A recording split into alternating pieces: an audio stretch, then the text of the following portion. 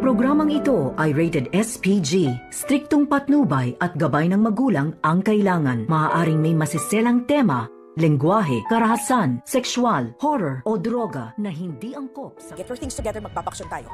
Kinakabahan ako sa lolo mo. Baka magsumbong. Narito na nga ang ating pakaabangan bukas Biyernes sa Abot Kamay na Pangarap. Nagulat nga ang lahat dito sa sinabi ng attorney ni Don Pepe na kung bakit pinatanggal itong si Zoe sa last of will of testament ng araw na yon bago makidnap itong si Don Pepe. At dito nga nakapagtataka sabi ni Giselle at RJ na kung biglaan daw na inalis itong si Zoe. Sigurado daw itong si RJ at Giselle na may matinding dahilan itong si Don Pepe na kung bakit hindi isinama itong si Zoe sa last will of testament ni Don Pepe. At dito naman na sinabi ni Giselle kay Moira na mapapatunayan na nga nila kapag nagising itong si Don Pepe at magsasalita na kung bakit tinanggal niya itong si Zoe sa kanyang pamana. At ang nakakatanggap nga dito sa last will of testament ay walang iba kundi itong si Giselle at Justin. At hindi pa nga sigurado itong si Zoe kung mamamanahan ba ito dahil hindi pa nga napepirmahan ni Don Pepe ang nasabing mana na ibibigay nga dito kay Zoe. At dahil sa takot nga ni Moira, pagkatapos nga nilang malaman tungkol dito sa mga ari-arian ni Don Pepe ay agad niyang tinawagan itong si Zoe at pinapaayos ang kanilang gamit nang sa ganoon magbabakasyon daw muna sila dahil natakot na daw itong si Moira baka magising itong si Don Pepe at magsumbong na may kinalaman nga itong si Zoe at Moira sa nangyaring aksidente o kidnapping dito kay Don Pepe. At ito naman ang pinapakiusap ni Giselle kay Eric na sana pagbigyan daw siya na makasama ang kanyang anak kahit isang araw lamang.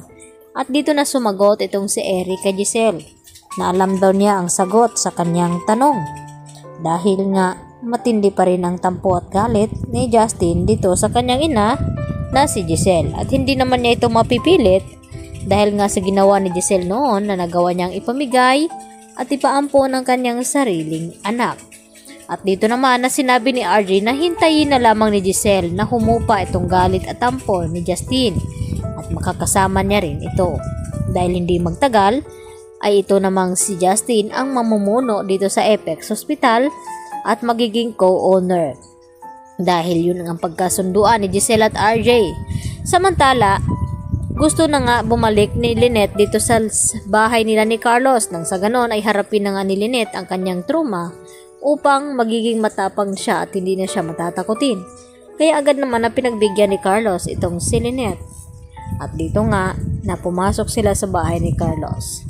At dito naman na sinubukan na tanungin ni Carlos itong si Lynette kung sakaling siya daw ang magiging ina ni Zoe ay tatanggapin niya ba daw ito.